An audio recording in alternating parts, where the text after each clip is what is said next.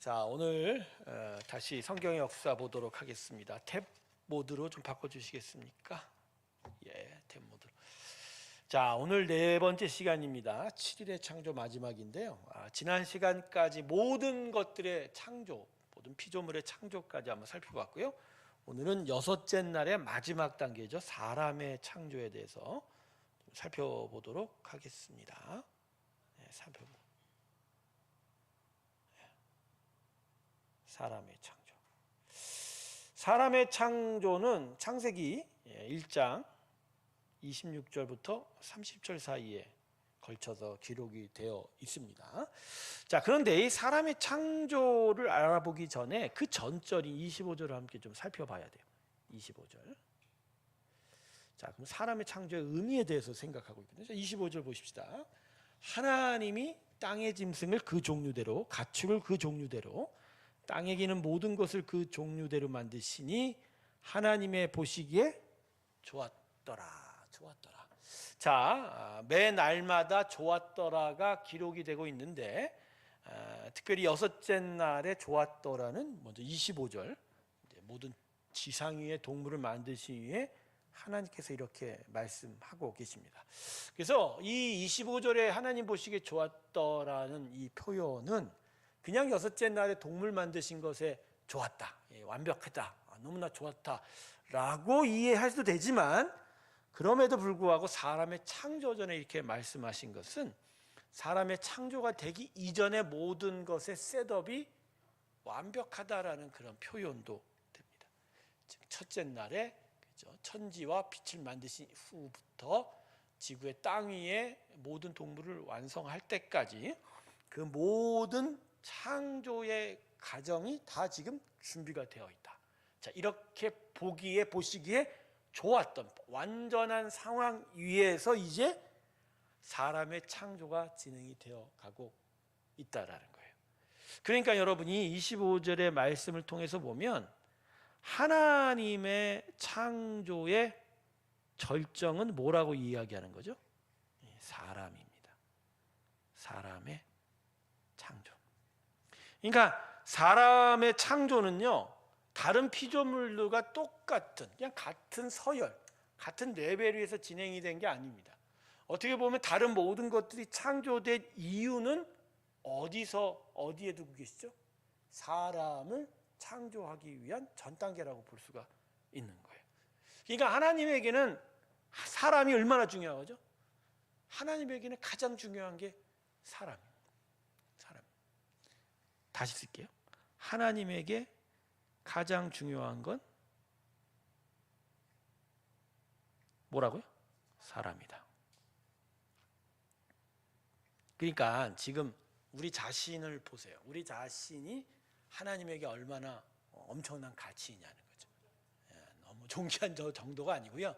사실은 이 세상 모든 것들이 다 누구 때문이다? 나 때문이다. 우리 때문에 주어진 것이다. 모든 우주 만물이 누구 때문에 지어졌다고요? 나 때문이다. 나 때문이다. 여러분, 이 말이 우리에게 정말 큰 위로되지 않습니까? 하재 집사님, 모든 우주 만물이 하재 집사님 때문에 만들어졌습니다. 개면쩍게 웃고 있네. 개면쩍게 웃고 있네. 우리 때문에 지어졌습니다. 얼마나 중요한. 사람들은요, 개인적으로 나를 위해서 무엇이 만들어졌다 그러면 되게 기분 좋아하는데, 온 우주 만물이 나 때문에 만들어졌다고에 대해서는 별로 이렇게 그저 마음에 들어하는 것 같지 않아요. 오늘 아침 새벽 예배 끝나고 이렇게 가다 보니까 꽃의 여왕인가? 장미꽃이 막 이 아파트 화단에 활짝 피어 있더라고요. 근데 오늘 이 말씀과 강의를 묵상하면서 저 장미도 사실은 나를 위해서 폈구나. 그런 생각을 해볼 때 내 얼굴에 그냥 미소가 지어지더라고요. 근데 그죠? 그냥 들판에 핀 모든 꽃들이 누구를 위해서 준비되어지고 만들어지고 피어진 거죠? 나 때문이라는 거예요. 근데 그걸 느끼고 사십니까? 지금 강의를 방해하고 있어. 여기서 아니라고 얘기해. 내가 할 얘기가 더 있는데. 그렇습니다. 여러분, 위로받으십시오. 하나님은 여러분을 가장 중요하게 생각하십니다. 우리를 정말 중요하게 생각하십니다. 그래서 그 모든 것들을 우리 때문에 만들어 놓으셨다라는 거죠. 자, 그러고 나서 이제 26절로 넘어가시면 26절부터 30절 사이에 이제 사람의 창조가 기록이 되어 있는데, 이 사람의 창조에 대해서 한 네 가지로 한번 크게 생각해 보려고 합니다. 첫 번째는 뭐냐면 하나님이 우리를 무엇대로 만드셨다고 얘기하죠? 자기 형상대로 만드셨다라고 이야기하고 있습니다. 그런데 사실은 자기의 형상대로라고도 얘기하지만 26절로 보면 하나가 더 나와요. 자, 읽어보세요. 하나님이 이르시되 우리의 형상을 따라, 그 다음에 또 뭐하죠? 우리 모양대로. 자, 그러면 이 자기 형상과 자기 모양은 뭘까요? 이게 뭘 의미할까요? 원래 우리 자기의 형상이라는 것은 라틴어로 이마고 데오라고 하는 이야기입니다. 근데 이마고 데오라고 하는 건 뭐 이미지의 원래 어근이 이마고이긴 해요. 근데 이게 외향적인 외형의 의미이기보단 하나님의 성품에 대한 이야기거든요. 그래서 자기 형상은 하나님의 성품입니다. 자, 그러면 자기 모양대로는 뭐죠? 이 자기 모양. 하나님 모양이 있나요? 하나님 모양 없어요. 이 모양은 뭘까요? 네, 이건 하나님의 다스림이십니다. 통치. 즉, 이 모든 땅을 어떻게 움직여 가시는지에 대한 그 역사, 그 모양을 이걸로 설명하고 있는 거예요. 그러니까 지금 하나님은 우리를 어떻게 만드셨어요? 당신의 성품을 따라 만들고 당신의 통치대로 만들어간 거예요. 그러니까 당신의 통치가 이루어지도록 우리를 만들어 간 거예요. 그러니까 사람은요, 이렇게 지어진 것대로 하면은 사람의 존재 목적은 뭐예요? 하나님이에요. 하나님의 드러남입니다. 저는 이 창세기를 보면서 어떤 생각을 하냐면, 하나님 영이시잖아요. 보이지 않는 하나님의 영이 온 우주 만물에 그 모양을 드러내는 게 누구라고요? 사람이에요. 하나님으로 시작해요. 사람으로 드러나는 하나님의 완전한 성품과 하나님의 다스림. 이게 사람의 존재 목적인 거예요. 이게 엄청난 겁니다. 그러니까 사람은 태어나길, 만들어지길 하나님의 영광을 위해서 만들어진 거예요. 하나님 뜻대로 살려고. 하나님이 당신의 완전함을 우리 사람을 통해서 드러내 가시는 거예요. 그러니까 사람은 기본적으로 땅의 수준이 아닙니다. 다른 피조물과 같은 수준으로 만들어진 게 아니라 하나님 수준으로 만들어진 거예요. 하나님과 함께 동행하면서 하나님을 드러내는 수준으로 만들어진 거다. 그래서 모든 만물을 사람을 위해서 사람이 존재하도록 만들어 가신 하나님이다라는 것이죠. 네, 이게 자기 형상대로 사람을 만들었다의 뜻입니다. 네, 그러니까 이게 엄청난 거예요, 여러분. 사람은 기본적으로 일반 피조물의 수준으로 만들어진 게 아닌 거예요. 절대 그렇지 않아요. 사람의 존귀함은 이게 이루 말할 수가 없습니다. 이루 말할 수가. 창세기 1장부터 사람의 그 고귀함, 사람의 귀함에 대해서 이렇게 이야기하고 계시는 거예요. 근데 그런 사람이 타락해서 그죠? 땅에 여러 피조물들과 똑같은 수준으로 살아가고 되니 이게 하나님께서 이걸 얼마나 안타까워 하시냐라는 거죠. 여러분, 우리는 진짜 고결하고 존귀하게 살아갈 사실은 존재의 목적과 사명이 있어요. 하나님 그걸 원하시는 겁니다. 자, 두 번째, 창조에 대해서 우리가 좀 살펴볼 두 번째는 사람은 뭘로 만들어졌다고요? 남자와 여자로 만들다. 자, 여러분, 지금까지 움직이는 동물의 창조를 계속 언급하고 계시죠? 네, 조류도 만드시고 새도 만드시고 그 다음에 땅 위에 여러 동물도 만드시는데, 그 만드신 그 동물들의 창조를 그렇죠? 수컷과 암컷으로 나누어 만드셨다고 표현합니까? 표현하고 있지 않아요. 그냥 하나로 말하고 계세요. 근데 유독 사람은 그렇게 얘기하지 않으세요. 27절을 보면 뭐라고 그러죠? 하나님이 자기 형상 곧 하나님의 형상대로 사람을 창조하시되 어떻게 창조하셨다? 남자와 여자로 창조하시다. 여러분, 사람을 만들었어요. 사람이 창조의 절정이에요. 근데 그 절정에 또 세부로 들어가면 사람은 그냥 하나로 만든 게 아니라 뭐로 만들었다? 남자와 여자로 나누. 그리고 이 설명을 좀 더 구체적으로 하려고 요 27절 한 절로 국한되잖아요. 창세기 2장은 사실 에덴 동산 이야기도 나오지만 사람의 창조의 구체적인 부록이에요. 부록 기사예요. 즉 구체적으로 더 설명을 해 준 거예요. 그러니까 사람이 어떻게 만들어진 거에 대한 자세한 설명을 창세기 2장으로 갖다 붙이신 거죠. 근데 거기에 핵심이 뭐죠? 그냥 사람이 만들어졌다가 아니죠. 남자와 여자로 만들어졌다. 여러분, 이게 무슨 의미입니까? 여러분, 결국 창조의 절정이 사람이라면 그 사람의 절정, 사람의 완성은 어떻게? 남자와 여자로 만들어지고 남녀가 하나님 앞에 하나가 되는 것으로 완성이 된다는 거예요. 여러분, 이건 창세기 1장부터 사람 안에 하나님이 정말로 귀하게 보시는 게 뭐냐, 정말로 완전한 결론으로 보시는 게 뭐냐를 얘기하고 계세요. 그건 남과 여의 결합, 결혼입니다. 이게 창조의 결론입니다. 아이, 목사님, 뭐 남녀가 결혼하는 게 무슨 창조의 결론입니까? 안 그렇죠? 왜 창조의 결론이 결혼이죠? 자, 창세기 2장 보면 사람의 창조에 나오는 세 가지 독특한 점이 있어요. 두 가지. 첫 번째는 뭐냐면 하나님의 영이, 즉 생기가 들어갔다라는 거. 두 번째는 남과 여로 나누어 만들어졌다가 나중에 결합했다는 얘기예요. 자, 이걸 한 가지로 얘기하면 어떤 식이 되죠? 즉 하나님 안에서 남과 여가 하나가 됐다라는 거예요.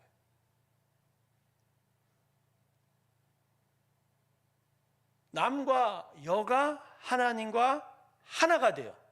한 몸 된 한 가정을 이루어가는 게 이게 창조의 결론이에요. 즉 연합, 동거, 동행, 하나됨. 그래서 하나님의 영광을 드러내고 하나님의 뜻을 드러내고 하나님의 완전함을 드러내는 것, 이게 창조의 온전한 목적인 거예요. 그러니까 결혼은, 남과 여의 결혼은 하나님의 창조의 목적에 따르면 가장 신성시되는 거예요. 결혼 자체가 사실은 하나님께서 정말 기뻐하시는 거예요. 근데 이걸 무너뜨리려고 하면 진짜 하나님 너무너무 섭섭해 하시는 거예요. 그건 창조 질서에 거역하는 거예요.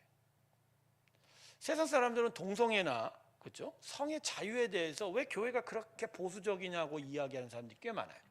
그렇지만 그건, 그죠, 어떤 성문화, 거룩한 문화, 이 쾌락의 문제 차원이 아니에요. 창세기를 보면 창조 질서 중에 질서요, 창조의 목적이자 결론이 되는 부분이에요. 이게 무너지면 창조 자체가 아무 의미 없게 되는 거예요.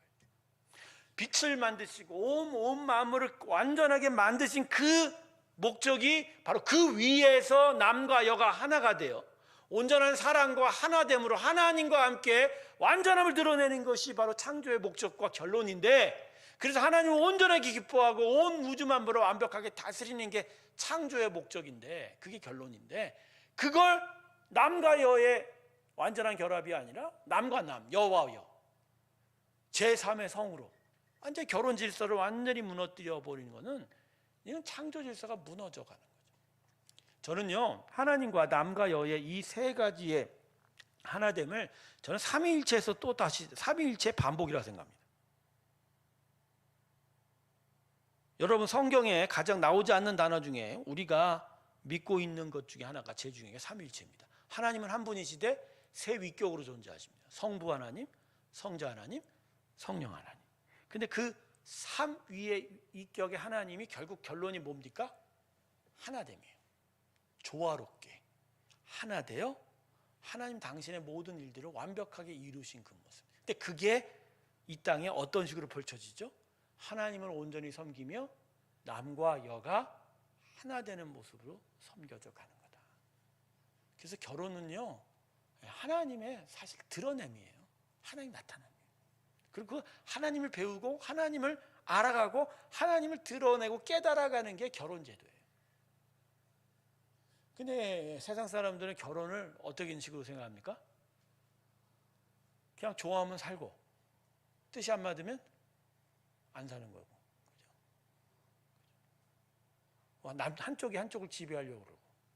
물론 이게 아담의 타락으로 인해서 결혼 제도가 처음부터 이제 인간의 제도 가운데 초창기부터 무너진 채로 나타났지만 안 그래요. 사람 안에 가장 중요한 거는 바로 남자 여라 만들어서 결혼, 가정을 이루어가 완전한 하나님의 드러냄이 가장 중요한 부분이다라는 것이죠. 여러분, 그래서 동성애에 대해서는요, 반대하는 정도가 아닙니다. 이건 우리의 가장 중요한 것을 무너뜨리려고 하는 사단의 괴략인 거예요. 이 부분에서 우리는 좀 고민을 많이 해요. 이 부분에 대해. 정말로 이 부분이 얼마나 중요한지에 대해서. 자, 이게 두 번째예요. 사람은 여자로 남자로 만들었다. 첫 번째가 하나님 형상대로 만들고, 두 번째가 사람을 남과 여자로 만들었다. 그럼 세 번째가 뭐죠?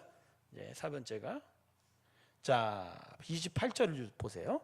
자, 하나님께서 사람에게 뭘 주셨다고 하죠? 복을 주셨다. 근데 이 복을 주시는 거는 사람에게만 복 주신 건 아니에요. 다른 동물들에게도 복을 주셨어요. 다섯째 날의 22절을 보면, 그죠? 조류와 어류들에게도 축복하셨다라고 이야기하거든요. 자, 이건 미루어 짐작해 보면, 그죠? 땅 위에 있는, 그러니까 모든 동물들에게도 하나님이 복을 주셨다라고 얘기하실 수 있어요. 그런데 사람에게 준 복은 조금 더 의미가 달라요. 왜냐하면 이 복을 주시면서 28절에 붙인 이야기가 있어요. 뭐라고 붙이셨죠? 자, 28절부터 하나님이 그들에게 복을 주시며 하나님이 그들에게 이르시되 명령하세요. 먼저 뭐 하라고요? 생육하고 번성하라. 예, 번성 충만하라고 얘기하시고요. 두 번째는 그 다음에 땅을 정복하라. 그다음 세 번째가 뭐죠? 모든 만물을 동물을 다스리라. 다른 동물들에게 축복하실 땐 그냥 번성하라 정도예요. 그래, 니들 내가 만들었으니까 니들 계속 생육해서 온 세상에 니들 다 가득 차라, 이 정도예요. 근데 사람은 생육하고 번성한 것에 지나서 땅을 정복하고, 그죠? 동물을 다스리라고 얘기해요. 그러니까 이건 동물에게 주는 복 정도가 아니죠. 근데 이 세 개의 일을 위한 어떻게 하면 사명 충당의 복이에요. 하나님이 주신 사명을 잘 감당할 수 있도록, 사명 감당이라고 하는 게 더 낫겠네. 충당이라고. 사명 감당.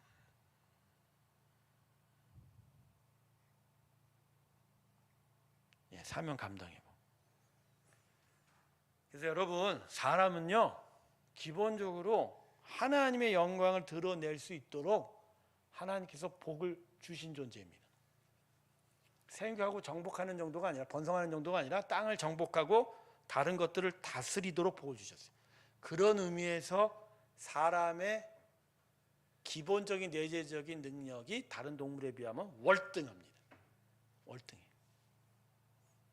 내적 구조나 혼적인 구조 자체가 사람은 다른 동물과는 비교가 될 수 없을 정도로 우월한 것을 가지고 있어요. 그건 바로 다스림을 위해서, 정복하여 다스림을 위해서 하나님이 사명을 주셨기 때문에 거기에 복을 주셨다라는 거죠. 그리고요, 미루어 짐작해 보면 바로 우리가 이 땅에서 살아가는 모든 것들이 사실은 이 창조 질서에 의해서 보면 사명이에요.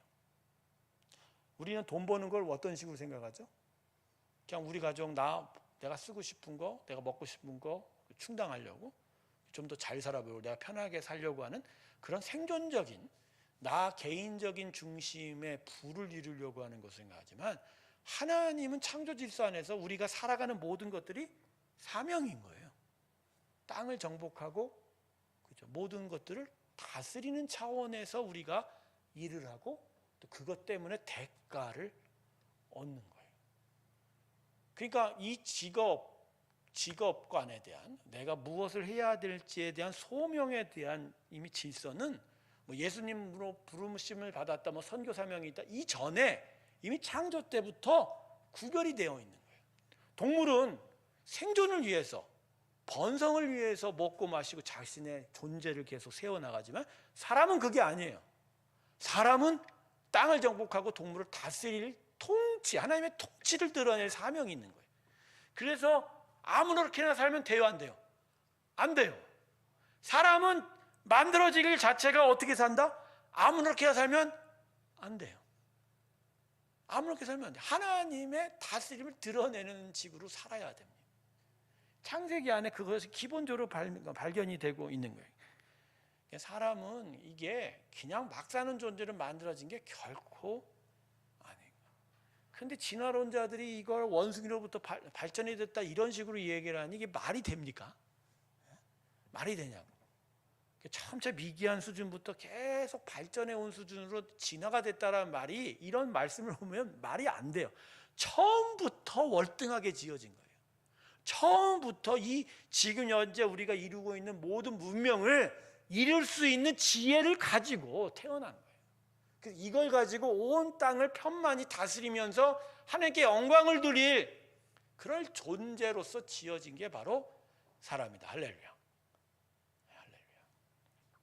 앞에 사람이 많이 없으니까, 반응이 없으니까 나도 힘들어 죽겠네. 예. 이게 하나님께서 복을 주셨다라는 그런 의미입니다. 그 다음에 마지막 네 번째는, 사람의 창조에 중요한 건 네 번째는 먹거리를 주셨다라는 것이죠. 그래서 이 30절을 보면 뭐라고 써 있습니까? 땅의 모든 짐승과 하늘의 모든 새와 생명이 있어 땅에 기는 모든 것들에게는 내가 모든 푸른 물을 먹거리로 주노니 하시니 그대로 되니라. 처음에 동물과 함께 사람에게는 무엇이 먹거리를 주어졌어요? 네, 채소와 나무죠. 근데 이게 이제 대홍수 이후에 이제 고기까지 포함이 됐는데, 자, 근데 이 부분에서 한번 생각해 볼 건 뭐냐면, 기본적으로 아까 세 번째 사명 감당을 위해서 복 주신 거와 덧붙여 보면 하나님은 우리에게 두 가지를 주세요.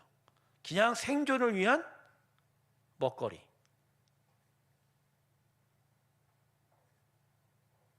그리고 사명을 위한 복을 주신단 말이에요.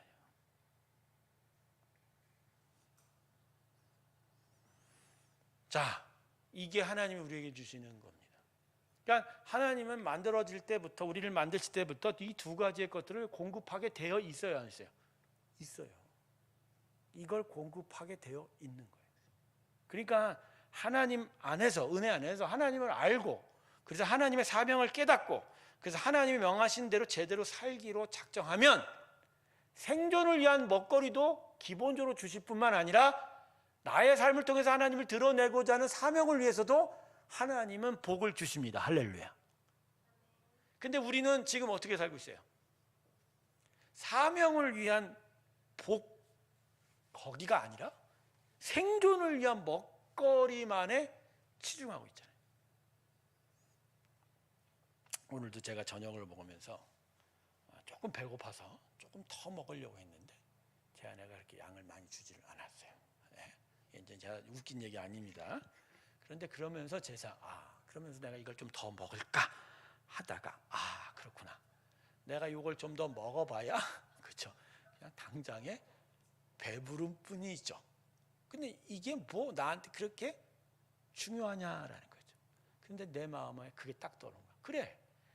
인류가 지금 살아가는 모습이 조금 더 배에 만족을 위해서 더 구하려고 애쓰고 있는 것뿐이지, 진짜 하나님이 우리에게 이루라고 하는 사명을 위한 감당을 위해서 우리가 정말 그분의 복 안에서 살기를 바라고 있느냐라는 거예요. 그래서 예수님이 뭐라고 했죠? 무엇을 위해서, 그러니까 먹을 것에 대해서 집착하지 말라고 하지 않았습니까? 무엇을 먹을까 염려하지 말라고 얘기하셨던 부분이 바로 이 말씀인 거예요. 그러니까 사람은 먹을 거에 대한 염려가, 이거는 사실은 필요 없는 거예요. 그냥 주시는 거예요. 하나님 그냥 주게 되어 있어요.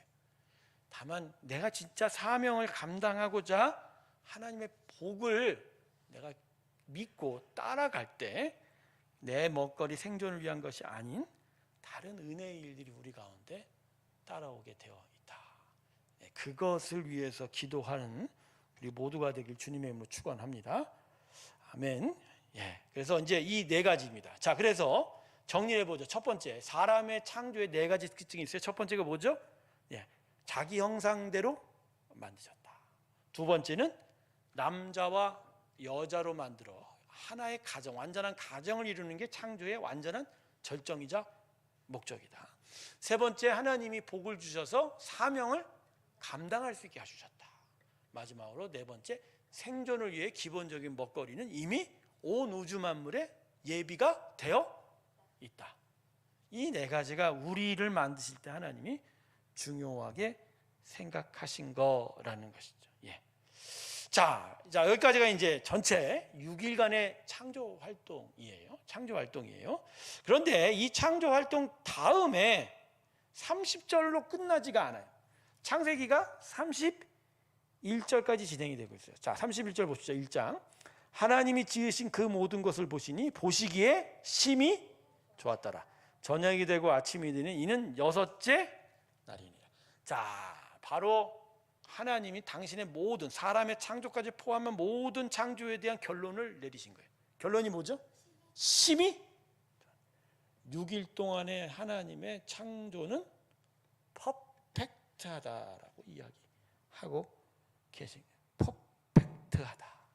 그래서요, 이 퍼펙트하다, 완전하다가 사실은 창세기 2장 1절에도 연결이 돼요. 창세기 1장 31절에서 2장 1절도 같이 연결이 돼요. 2장 1절을 봅시다. 뭐라고 얘기하시죠? 천지와 만물이 다. 여기서 중요한 단어가 뭐죠? 다예요. 다. 이 다는 올이라는 얘기도 있지만 퍼펙트한 이름이에요. 다 완벽하게 이루어졌다라고 하나님께서 딱 종지부를 찍어주십니다. 여러분, 하나님의 창조는 그래서 완전합니다. 할렐루야. 이 안에 모든 것들이 완벽하게 만들어져 있는 거예요. 자, 전 여기서 한 가지 그래서 여러분에게 질문을 던집니다. 이 창조의 6일 동안의 모든 창조 외에 그 어떤 생명도 새로운 것도 만들어질 수 있을까 없을까? 있어요 없어요? 없어요. 없어요. 다른 어떤 생명체가 만들어질 수 있어요 없어요? 없어요. 없는 거예요. 이게 중요한 부분이에요. 사람이 생명을 만들 수 있을까요? 없어요. 화학자들이 실험실에서 생명을 조제해낼 수 있을까요? 없어요. 그저 이것저것 합해서 희한한 것들을 만들어갈 뿐이에요. 제가 3일 전인가 마약에 대해서 연구를 좀 해봤거든요. 마약에 대해서. 왜 그러냐면요, 여러분 헤로인이라는 거 아시죠? 헤로인을 만든 게 그 유명한 독일의 바이엘사입니다. 무약품으로 만들어졌어요. 바이엘사가. 그럼 이 헤로인을 왜 만들었을까요? 몰핀이 진통제로 처음 만들어졌는데 너무 부작용이 심하다 보니까 환각 증세가. 그러면 이 부작용을 해소하기 위해서 만들어 보려고 했던 첫 번째 작품이 헤로인이었다. 근데 처음엔요, 이 헤로인이 왜 이름이 헤로인인 줄 아세요? 진통제의 왕이라고 얘기해요. 진통 효과가 끝내줬군요. 그리고 당시로서는 부작용이 별로 없는 거라고 생각해서 막 약국에서 함부로 팔았어요, 이 헤로인을. 나중에서야 알게 됐죠. 나중에서요. 헤로인. 여러분, 코카콜라의 코카가 어디서 유래된 건지 아십니까? 코카인은 뭐에서 유명되죠? 하집사님, 코카가 뭐에서 유명되죠? 코카나무에서. 카카오 잎입니다. 코카. 그래서 그 카카오 잎 자체를 씹으면 진통 효과가 있다. 환각 효과가 있다. 근데 처음에 코카콜라에는 코카인 성분이 들어가 있을까요? 안 들어가 있을까요? 들어 있었어요. 근데 그걸 다 없앴어요. 근데 그 코카콜라 이름을 만들어 놓기, 유지하기 위해서 다 없앨 수는 없으니까 그 맛이라도 비슷하게 하기 위해서 수많은 설탕들이나 첨가제가 들어가기 시작한 게 지금 현재 코카콜라의 레시피입니다. 그러니까 코카콜라 먹으면 돼요, 안 돼요? 안 돼요. 안 돼요. 절대 먹으면 안 돼요. 네, 절대 먹으면 안 돼요. 근데 제가 왜 이런 얘기를 하냐면 아무 새로운 걸 만들 수가 없거든요. 그냥 컴포지션 할 뿐이에요. 근데 그렇게 잘못 컴포지션 하면 해로운 것들이 너무너무 많이 나타나기 시작을 하는 거다. 예, 정말로 이게 문제. 근데 그 나타날 수밖에 없는 게 창조 질서를 알지를 못하니까. 하나님의 창조의 원리나 그 질서에 대한 깊은 지식들이 없다 보니까 그냥 함부로 만들어내. 그리고 교만이 있죠. 우리가 뭔가 새로운 것을 만들어내서 새로운 것을 만들어낼 수 있다라는 어떤 교만인데 절대 그렇지 않습니다. 해 아래 절대 새 것은 없어요. 창조로 다 이루어진 거예요. 하나님께서 창조로 다 이루어지셨다. 할렐루야. 하나님 뜻대로. 그러니까 처음부터 하나님의 창조는 완벽하다. 그 안에 사람의 창조도 완벽하다라는 거예요. 그래서요, 이 전체 창세기 1장 결론을 좀 내야 됩니다. 사실 지금 7일의 창조는 끝나지 않았어요. 왜냐하면 안식일 7일째를 이제 배워야 되는데 그 전에 이 6일 동안의 창조만 보면 결론을 좀 내려야 됩니다. 자, 창세기 1장의 결론은 뭐냐? 하나님은 완전한 세상을 만드셨습니다.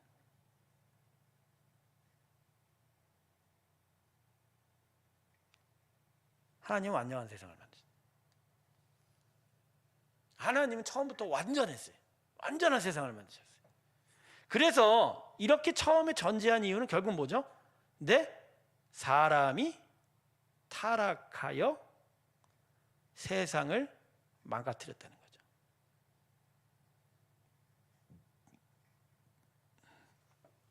이미 창세기 1장부터 그죠? 사람의 타락에 대한 전제 조건을 갖다 놓은 거예요. 하나님은 완전해요. 그런데 3장부터 나타나는 사람의 타락이 이 세상을 망가뜨린 거예요. 그런데 하나님은 그냥 있을 수 없으시죠? 그래서 하나님은 누구를 보내셨다? 예수를 보내셨다. 그렇죠? 다시 망가진 세상을 회복시키려고 하죠. 그렇지만 회복의 방식에 있어서는 이전의 에덴 동산 아담이 타락하기 이전만 회복하는 건 아니에요. 이미 세상은 망가졌기에 세상은 폐기될 거고 새하늘과 새 땅이라는 새로운 창조를 하나님께서 이루실 거예요. 다만 타락한 사람의 영혼을 구원하셔서 그 새하늘과 새 땅으로 인도하시기를 원하는 게 바로 예수님이 이 땅에 오신 목적이라는 거예요. 자, 이게 바로 창세기 1장의 결론입니다. 그런데 여기에 진화론자들은 어떤 식으로 대답하죠? 진화론은 역사의 방향이 어떤 식으로 가죠? 처음에 불완전하다가 끝내 뭐가 된다? 완전해진다. 이건 처음에 불완전하다는 것은 뭐죠? 하나님의 창조를 무시하는 거죠. 부인하는 거죠. 자, 여러분, 불완전했는데 역사의 방향이 완전해져 간다고 그러면 예수가 그 안에 끼어들 필요가 있어요, 없어요? 없어요. 그리고 예수가 들어갈 수는 있어요. 들어가도 논리의 기결상 예수는 어떤 존재여야 돼요? 아니, 완전케 해야 되는, 완전하게 만들어주는 촉매제 정도밖에 안 돼요.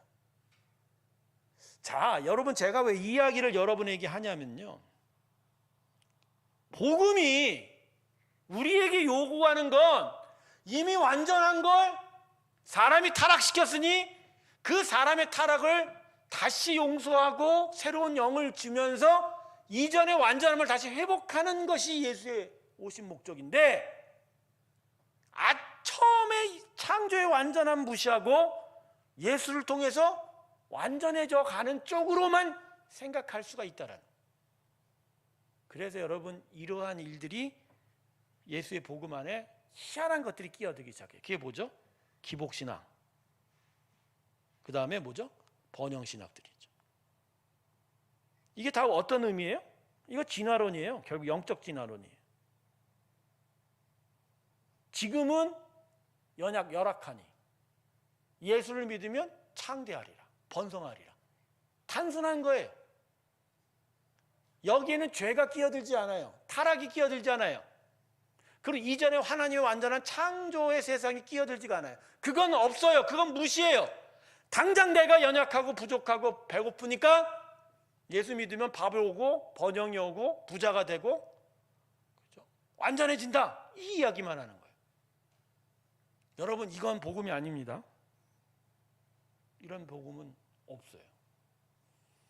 이건 성경이 우리에게 말하는 복음이 아니에요. 성경은 처음부터 창세기 1장을 얘기하면서 하나님의 나라는 완벽했다라고 얘기해요. 그 2장 3장을 지나서 그러나 사람이 타락하여 이 나라를 깨트렸다고 얘기해요. 우리 여기서부터 이야기를 진행시켜요.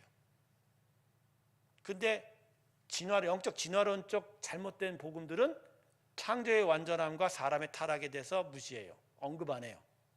지금부터 얘기해요. 우리는 배고파, 우리는 불쌍해, 우리는 가난해.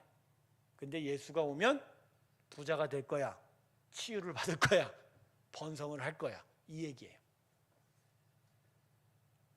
자, 이 얘기 어디서 많이 들어봤죠?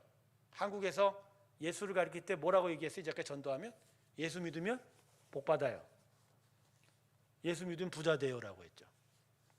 죄송한데 미안한데 우리 복음학교에서도 너무 이제 좀 일반적인 수준에 맞추려다 보니까 복음 메시지 하나가 좀 튀는 게 있죠. 예수 믿는 나라 쳐놓고 가난한 나라 못 봤다. 그렇지 않아요. 그렇지 않아요. 근데 그런 메시지들이 결국 무엇을 만들어줘요? 기복신앙을 만들어요. 하나님의 창조의 완전성과 사람의 타락에 대해서 언급하지 않아요. 중요한 건 내 지금 빈 곳간에 예수로 말미암아 부유함이 찾아온다, 공급함이 찾아온다, 이렇게 얘기하는 거예요. 여러분, 이렇게 되면 복음은 사라집니다. 창조의 질서도 없어져요. 그냥 진화론적인 세계관이 우리 안에도 자리를 잡게 되는 거예요. 자, 이렇게 되면 교회들도 목사들도 복음도 다 사람을 경쟁 구도로 만들어가요. 더 복을 많이 받게 만들어요. 더 많은 부를 얻어야 그게 진짜 하나님의 귀한 구원을 받은 거의 증거가 되는 거예요. 그래서 한때 우리 안에 그런 메시지 있었죠. 정말 잘 되어야 하나님의 축복받은 사람이자, 이런 식의 메시지도 꽤 많았어요. 그거 아니거든요. 그러니까 지금 전 세상 사람의 세계관, 전체 인류의 세계관에 사단이 걸고 있는 아주 큰 규모의 그림이 뭐냐면 바로 이 창조를 부인하는 거예요. 이 창조가 부인이 되면 인간의 타락도 부인이 되고, 그러면 예수가 오신 목적 자체가 뒤틀리게 되는 거예요. 그러면 거기서 복음은 무너져거든요. 한국 강단에서 죄에 대한 이야기가 힘들어요. 하기가 힘들어요. 아니, 정서적으로 죄죄거리면 마음이 불편한 건 인정을 하는데 죄에 대한 언급이 없으면 복음이 있을 자리가 없다니까요. 근데 죄에 대한 이야기를 불편하다고 안 하기 시작하면 어떤 일이 벌어져요? 기복신앙, 번영신학으로 하는 거예요. 창조 질서가 완전히 없어져 버리는 거예요. 그냥 우리가 가난하니까 우리가 좀 많은 것을 얻어야 돼, 이 차원으로 가는 거예요. 영적으로 여러분 아주 심각한 일입니다. 제가 창세기를 정리하면서 깨달은 게 바로 이거예요. 진짜 성도의 신앙에서 이 창세기 1장에 차지하는 위치가 이게 너무너무 중요하구나. 처음 예수 믿는 사람들한테 성경책 읽을 때 마태복음, 마가복음, 누가복음, 요한복음 읽히죠. 복음서부터 먼저 읽어요. 쉬우니까. 근데 복음서만 읽으면 힘들어요. 예수님이 천국복음을 얘기하셨지만 구체적인 천국복음에 대한 내용을 영적으로 심오하니까, 깊으니까 잘 이해하지 못해요. 대신 초신자들은 뭐에 눈이 떠요? 병자를 고쳤네? 귀신을 쫓아냈네? 아픈 자들을 고쳐주었네? 막 기적을 베푸는 그 예수님의 눈을 뜨기 시작한 거예요. 근데 그것만 알면 힘들어요. 거기다가 정서적으로 예수님이 우리 위해 죽었네? 사랑하셨네? 이렇게 되면 예수님이 나를 위해서 뭔가 해주시는 분이구나. 여기까지 이른다면, 여기 이 수준에 이른다면, 그러면 그 앞부분에 뭐가 있죠? 우리가 타락했네? 우리 때문에 온 세상이 망쳐졌네? 이 부분에 대한 이야기가 없는 거예요. 그래서 성경 읽을 때 저는 성도들한테 이제 그걸 강조하게, 복음서와 뭘 같이 읽으라? 적어도 창세기 1장은 같이 읽어야 됩니다. 창세기 1장 강의를 같이 들어가야 된다. 이게 같이 가야 진짜 비로소 복음이 그 제자리를 잡을 것 같다. 난 그렇게 생각합니다. 그래서 여러분 창세기 1장 다시 읽을 거를 원합니다. 다시 읽어요. 제 마음에 진짜 이걸 9월달 10월달에 내가 설교로 또 다른 방식으로 성도들에게 또 같이 하는 시간을 좀 가져보면 어떨까. 심지어 이걸 갖고 성경 퀴즈 대회를 진짜 아주 진하게 한번 해봐야 되지 않을까 하는 생각까지 해보면서 이 강의를 제가 진행을 했었습니다. 여러분 창조에 대한 무시는 그 자체로 하나님을 무시하는 겁니다. 특별히 창세기 1장을 반복해서 읽을 것을 권면합니다. 하나님의 창조는 그 자체로 완전하고 이 부분에 대한 기억은 더더욱 예수 그리스도의 오심을 분명하게 우리 안에 새겨놓는 일이 될 줄로 믿습니다. 아멘. 자, 그리고 나서 이제 또 다른 항목으로 돌아가죠. 그게 이제 창세기 2장 2절부터 3절까지의 내용입니다. 자, 창세기 2절부터 2장까지 내용은 뭡니까? 마지막 일곱째 날에 대한 이야기입니다.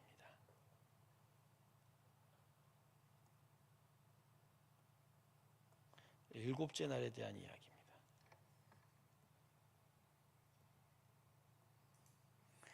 자, 우리 창세기 2장 2절부터 3절 다시 한번 읽어보도록 하겠습니다. 중요한 말씀이니까 2절부터 3절 제가 읽을게요. 하나님이 그가 하시던 일을 일곱째 날에 마치시니 그가 하시던 모든 일을 그치고 일곱째 날에 안식하시니라. 하나님이 그 일곱째 날을 복되게 하사 거룩하게 하셨으니 이는 하나님이 그 창조하시며 만드시던 모든 일을 마치시고 그날에 안식하였음이니라. 아멘. 자, 2절부터 보시죠. 처음에 하던 부분 봅시다. 하나님이 그가 하시던 일을 일곱째 날에 마치신다. 자, 여러분 지금 분명히 창세기 2장 2절은 7일째에 모든 일을 마치셨다 그죠? 마쳤다 이렇게 얘기합니다. 자, 여러분 이 말이 무슨 의미일까요? 지금 창세기 1장 보면 6일째가 되던 날 다 맞추셨다 그러게. 모든 걸 다 천지와 만물이 다 이루어지니라라고 얘기했죠. 근데 일곱째 날에도 뭘 만드셨나요? 여러분 그 이야기를 하시는 건가요? 여러분 이건 그 얘기가 아니죠. 반드시 분명히 일곱째 날에는 아무 일도 하지 않으셨어요. 근데 왜 2장 2절은 이렇게 말할까요? 7일째에 모든 일을 마치셨다. 자, 이건 7일째의 안식도 하나님의 창조 사역이라는 거예요. 그러니까 안식하신 것도 하나님의 창조에 포함되는 거예요. 그러니까 행동으로 움직임으로 만든 일은 6일째 끝났지만 그냥 아무 일도 하지 않는 안식도 하나님의 창조의 하나예요. 그러니까 하나님의 창조는 6일 동안의 일하심과 하루 7번째 날의 안식 이것이 합쳐져야 뭐가 돼요? 창조의 완성이 됩니다.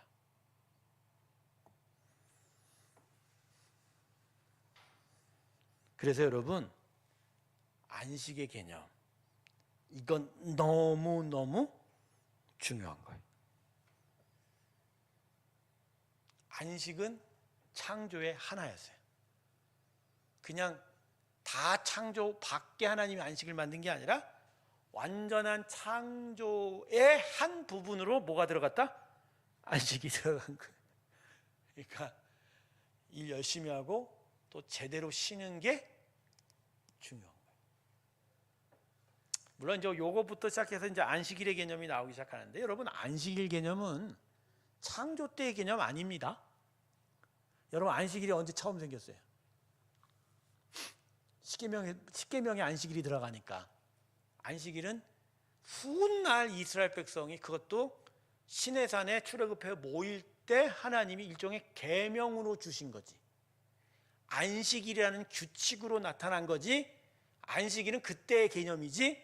안식일 이전에 안식의 개념은 이스라엘이 나타나기 이전 맨 처음 7일의 창조 가운데 있는 거예요. 그러니까 온 세상의 하나님의 통치의 구조 안에는 6일의 일하심 플러스 하루의 쉼이 들어가 있는. 그러면 왜 이 안식이 어떤 의미냐? 이런 거죠. 네, 요 다음 보죠. 그럼 안식이 어떤 의미냐? 이런 거예요. 자, 6일 동안 우주 만물 창조하셨죠? 그리고 7번째 날 쉼을 주셨죠. 이게 쉼이 안식인데, 자, 이 쉼 안식은 이런 거예요. 즉 우주 만물 창조에 대한 기억, 감사. 그리고 요건 하나님 편이시고요. 사람에게는 이걸 통해서 다시 충전, 회복해야 되는 일이 있는 거예요. 이게 하나님께서 우리에게 주신 온 우주 만물의 경륜이에요.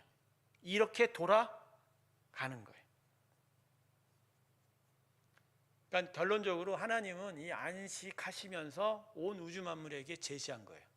너희도 나와 같이 이렇게 쉬어야 된다라는 거예요. 특별히 사람에게 말입니다. 하나님은 사람을 통해서 당신의 형상, 성품을 드러내고 다스림을 드러낼 때 사람에게 이걸 제시하는 거예요. 일함의 하루는 쉬어라는 거예요. 그래서 6일 동안 하나님이 만드신 것에 대한 기억과 감사뿐만 아니라 6일 동안 살아온 것들에 대한 지쳐가는 일들, 피곤을 회복하는 일들이 우리 가운데 있어야 한다는 거예요.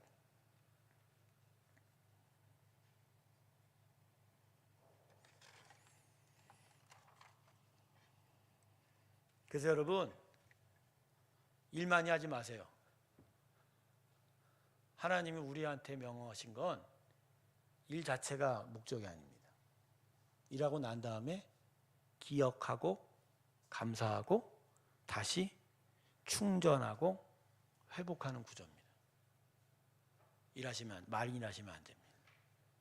많이 일하시면 때때로. 그러니까 교회에 우리의 예배가 안식일은 아니에요. 우리는 주의 부활을 기념하고 있지만, 그러나 이 7일 동안의 하루를 구별하여 주의 날로 섬긴다라는 개념 안에는 안식일이 아니라 창조의 안식의 개념이 들어와 있는 거예요. 그러니까 이 주일에 우리의 예배라는 건 이 창조 질서에서 보면 그저 감사하는 날이죠. 다시 회복하는 날이에요. 그 결국 이 안에서 무엇이 다시 나타나야 돼요? 기쁨이 나타나요. 하나님이 심히 보시기에 좋았더라는 그 탄식, 그 환호성이 바로 우리 안에 회복이 되어 가는 날이라. 그러니까 주일에 예배드림이 이게 얼마나 중요한 거냐고. 그 주일에 성도의 교제가 이게 얼마나 중요한 거냐고. 이런 것들이 나타나고 이루어져 가는 게 우리의 7일, 6일을 보낸 그러고 나서 하루에 우리의 예배와 성도의 교제라는 거예요. 그런데 이 의미를 모르고 가끔 가다가 예배를 빠뜨리고, 가끔 가다 산으로 들으러 놀러 가고, 가끔 가다 종종 다른 모임 때문에 이 예배를 드리지 못하면 그냥 단지 나는 그냥 오늘 하루 그냥 예배 안 드렸을 정도가 아니라 창조 질서에 어긋나는 거예요. 기본적인 하나님의 전체적인 우주 창조의 그 질서에서 내가 벗어나 버리는 거예요. 그러면 진짜 그게 하나님이 기뻐하지 않는 일이 되고, 실상은 자기 안에 충전과 회복 차원에서 봐도 데미지가 엄청 큰 거라는 거죠. 그래서 저는 성도님들한테 이 주일 성수요, 이걸 안식일의 개념, 규칙 개념으로 보면 안 되고요, 창세기 1장의 창조 개념에서 봐야 돼요. 나를 고결하게 만든 하나님이 나를 정말 더 귀하게 만드시려고 우리에게 쉼을 제안하신 거예요. 그리고 우리에게 예배 안에서 회복과 충전을 원하시는 분.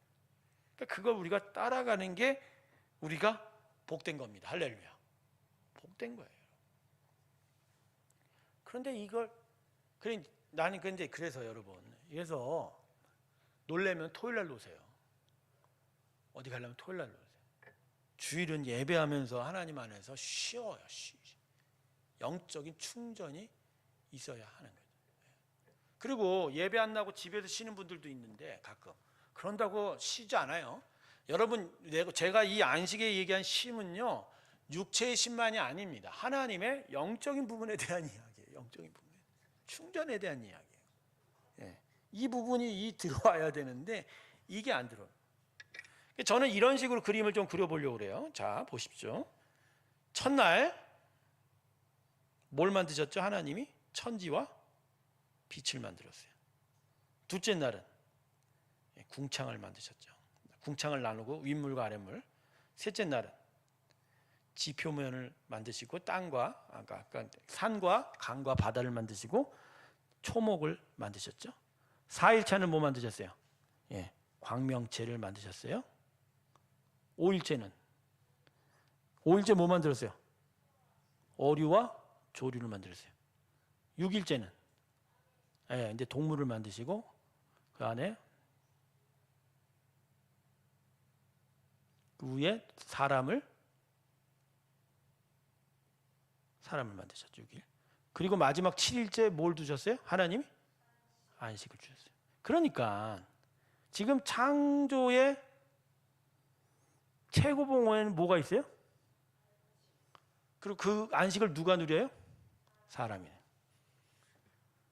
그러니까 창조의 절정은 사람이에요. 그리고 그 사람을 통해서 결국 무엇을 이루게 하신다? 안식을. 여러분, 이건 대단히 시사하는 바가 큽니다. 시사하는 바가. 이게 우리 안에 뭐로 들어온다? 이게 우리의 예배예요. 주일 예배.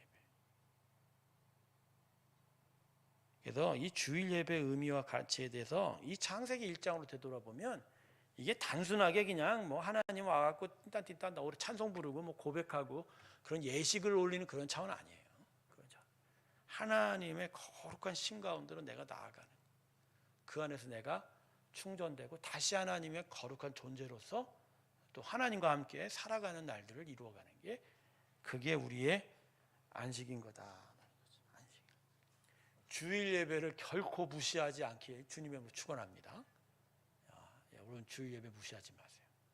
주일 예배와 성도의 교제가 정말 중요한 거예요. 지난주에 전교인 야외 예배를 통해서 제가 더더욱 확인했어요.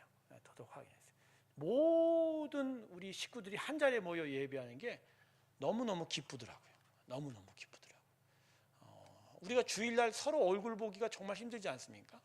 근데 어린아이까지 노년이니까 한 자리에서 같이 한 목소리로 찬양을 할 수 있었다는 거. 그 찬양 안에 우리의 어떤 영혼에 막힌 것들이 좀 뚫려져 가는 것 같고, 우리 안에 또 성도의 귀한 교제의 담들이 있었던 것이 좀 무너져 가는 듯한 느낌을 제가 받았습니다.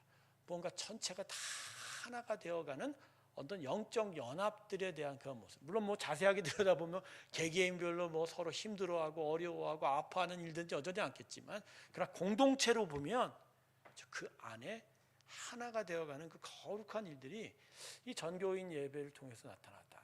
그래서 여러분, 할 수만 있다면 이 전교인 예배를 우리가 좀 자주 했으면 좋겠다라는 생각을 전 해보게 됩니다. 자주 했으면 좋겠다. 그런 일들이 앞으로 좀 이루어지기를 바랍니다. 자, 마지막으로 3절 한번 볼까요? 3절 보시면 2절에서는 이제 그 날을 구분하셨다 얘기하시는데, 이 3절을 보면 뭐라고 하시죠? 하나님이 그 일곱째 날을 어떻게 하셨다? 복되게 하셨다라는 거죠. 복되게 하셨다. 자, 그러면 이게 복되게 하다는데, 이 날 복되게 하는데 이 날을 나를 복되게 합니까? 여러분, 나를 복되게 하세요? 여러분, 피조물에 대한 이야기세요? 여러분, 복은요 그냥 어떤 날들이나 그냥 뭐 아무 생명 없는 것들에 주는 게 아니에요. 복되게 했다라는 것은 생명 있는 것들에 대한 이야기거든요. 그냥 동물과 식물과 특별히 사람에게 하신 얘기예요. 근데 이 복되게, 왜 복되게 하신 거예요? 이 왜 복되게 하신 거예요? 결국 7일째에 안식하는 걸 통해서 이 안식을 지키는 존재들에게 하나님은 당신의 모든 것을 허락하신 거예요. 첫 번째가 기쁨입니다.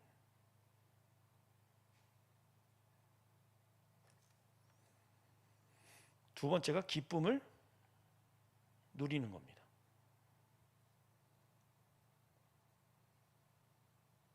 세 번째가 거룩입니다. 이 세 가지입니다.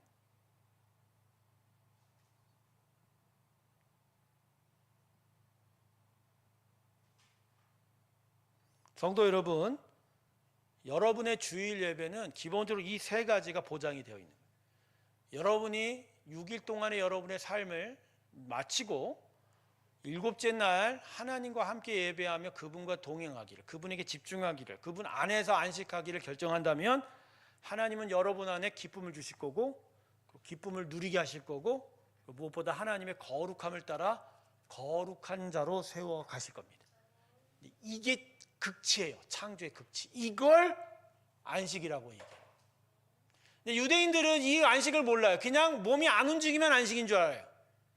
그게 아니에요. 재미있는 얘기 하나 해드릴까요? 유대인들의 안식일 규명을 보면 엘리베이터의 버튼을 누르지 말라고 돼 있어요. 그래서 유대인들이 엘리베이터의 버튼을 안 누르려고 그래요. 근데 여러분, 엘리베이터 버튼을 안 누른다는 얘기는 그냥 움직이지 말라는 얘기지, 시들 차원에서. 근데 유대인들은 이걸 오용합니다. 물건을 낑낑 듭니다. 엘리베이터 앞에 다 씁니다. 그리고 사람이 올 때까지 기다립니다. 그리고 다른 사람이 오면 버튼을 대신 눌러달라고 합니다. 그리고 그걸 타는 거예요. 그러면서 뭐라고 얘기해요? 난 안식일 규정을 지켰다, 어기지 않았다, 이렇게 얘기하는 거죠. 이거 완전히 이런 어떤 창조 질서의 이런 하나님의 복되게 하심, 이 안식의 개념을 전혀 모르는 거예요. 우리도 그렇지 않나요? 우리도 예배를 어떤 식으로 지켜요? 이런 차원이 아니라 교회 잠깐 왔다 갔다 이 자리에 왔다 갔다, 그죠? 주보를 받았다, 내가 헌금을 했다, 그죠? 내가 예배당을 갔다 왔다, 이 정도로만 생각하잖아요. 유대인의 안식일을 그렇게 오용하는 거와 별반 차이 없는 거예요. 우리의 주일 예배는 이 안식과 연결시켜 보면 먼저 기뻐하는 거예요. 내 안에 기쁨이 임하는 거예요. 그걸 통해서 내가 진짜 하나님의 완전한 거룩함을 이루게 하는 것이죠. 이게 중요한 거예요. 안식에 대한 개념은 다음 시간에 좀 더 자세하게 하겠습니다. 이것만 해도 몇 페이지가 넘어갑니다. 성도 여러분, 지금 성경의 역사를 이제 진행을 하고 있는데, 왜 창조에서부터 벌써 이게 창세기 1장 넘어가기 이렇게 힘드냐 그랬는데, 여러분 그렇지 않아요? 이제 뭐 뒤에 이제 뭐 여호수아 시대, 이스라엘 시대, 뭐 사사기 시대 가면 쭉쭉 넘어갈 수 있어요. 뭐 그런 부분들은 창세기만큼의 중요도가 없기 때문에 그냥 인물과 사건을 통해서 넘어갈 수 있어요. 그러나 창조만큼은 정말 제대로 공부해야 됩니다. 오히려 이런 시간에 이렇게 공부하는 것이 우리에게 더 좋을 것 같아서 제가 시간을 드리는 거니까, 여러분 오늘까지의 영상도 다시 한번 살펴보시고 다음 주에 안식일을 좀 공부하고 나서 창세기 2장에 특별히 에덴 동산과 사람의 창조에 대한 이야기들을 또 분명하게 한번 공부해 보는 시간을 갖도록 하겠습니다. 그러니까 오늘 두 가지 결론은, 첫 번째, 우리는 존귀하게 만들어졌다. 정말 소중하게 만들어졌다. 그리고 두 번째, 우리에게 하나님의 안식은, 하나님 안식하셨다라는 건 그냥 쉬었다라는 개념이 아니라 이건 창조의 마지막 결론 부분이다. 창조 중에도 가장 중요한 부분이다. 이것을 한번 기억하면서 오늘 강의 마치도록 하겠습니다. 기도하겠습니다. 하나님 아버지, 우리가 얼마나